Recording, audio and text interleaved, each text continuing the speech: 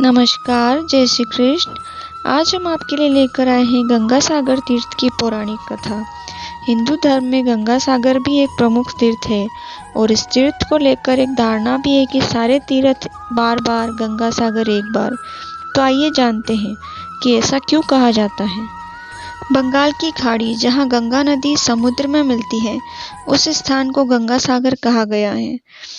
गंगा सागर एक महातीर्थ है। यहाँ राजा सगर के 60,000 पुत्रों को मुक्ति मिली थी तथा इस स्थान पर पितरों का श्राद्ध, पूर्वजों को मुक्ति दिलाई जाती है। इसलिए यह स्थान बहुत ही महत्वपूर्ण माना गया है।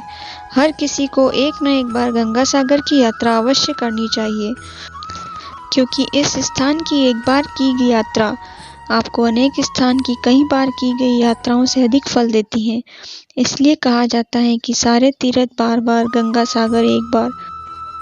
इस स्थान की यात्रा करने से आपको 10 अश्वमेध यज्ञ तथा 1000 गाय दान करने के समान पुण्य मिलता है।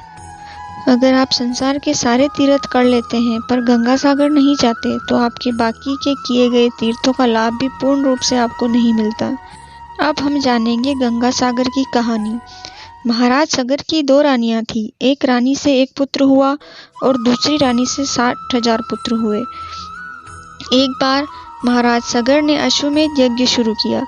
यज्ञ के घोड़ों को छोड़ दिया गया। महाराज सगर के पुत्र घोड़ों के पीछे चलने लगे, लेकिन जैसा कि हर बार होता है कि देवलोक के राजा इंद्र को अपना इंद्रलोक का सिंहासन जाने का डर सताने लगा, क्योंकि इंद्र या देवलोक का राजा उसे ही बनाया जाता है जो ज्यादा पुण्य कर्म करता है।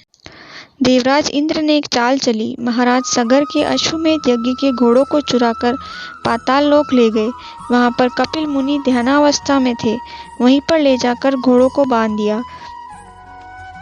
जब सगर के पुत्र घोड़ों को ढूंढते ढूंढते पाताल लोक पहुंचे, तो वहां पर घोड़ों को बंधा हुआ देखकर उनको लगा कि यह तपस्या में बैठा हुआ मुनि ही घोड़ों को यहाँ लेकर आया है।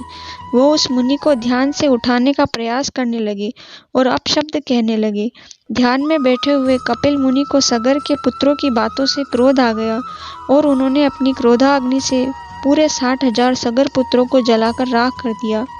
महाराज सगर के पुत्रों की आत्मा मुक्ति न मिलने के कारण भटकने लगी। महाराज सगर ने कपिल मुनि से प्रार्थना की कि वह उनके पुत्रों की आत्मा को मुक्ति दिला दे। तब कपिल मुनि ने कहा कि जब स्वर्ग की मंदाकिनी को धरती पर लाकर उसमें सगर पुत्रों की अस्थियों का तर्पण किया जाएगा, तभी इन आत्माओं को मुक्ति मिल पाएगी। इसके बाद महाराज सगर के पोते अंशुमान ने मंदाकिनी या गंगा को धरती पर लाने की कोशिश की। उसके बाद अंशुमान के पुत्र दिलीप ने भी कोशिश की, लेकिन वे लोग सफल नहीं हो पाए। फिर महाराज दिलीप के पुत्र हुए भगीरथ। महाराज भगीरथ ने ब्रह्मा जी की बहुत कठोर तपस्या करके गंगा को पृथ्वी पर लाने की प्रार्थना की।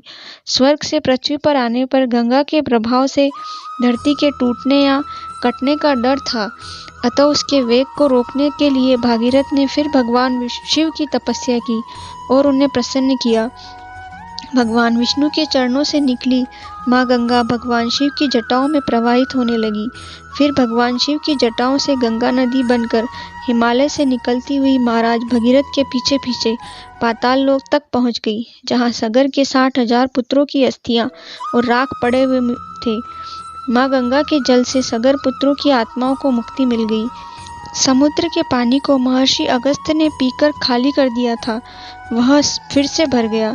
जहाँ पर माँ गंगा ने सगर पुत्रों को मुक्ति दी थी, उस स्थान को श्री गंगा सागर धाम के नाम से जाना जाता है। हिमालय से निकलती हुई गंगा इस स्थान पर समुद्र में मिल जाती है।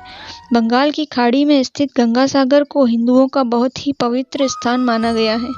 यहाँ पर मकर संक्रांति के दिन स्नान करने पर 10 अश्वमेध यज्ञ या 1000 गाय के दान करने का पुण्य लाभ मिलता है। इसीलिए गंगा सागर को तीर्थों का पिता कहा जाता है। कहने का तात्पर्य यह है कि गंगा सागर का अन्य तीर्थों की अपेक्षा अत्यधिक महत्व है। वीडियो कैसा लगा कमेंट करके ज़रूर बताएं, और अगर आप मेरे चैनल पर नए हैं तो प्लीज़ चैनल को सब्सक्राइब करें, वीडियो को लाइक करें और बगल में जो घंटी दी हुई है उसे ज़रूर दबाएं, जिससे आगे आने वाली वीडियो का नोटिफिकेशन आपको जल्दी मिल सके। राधे राधे।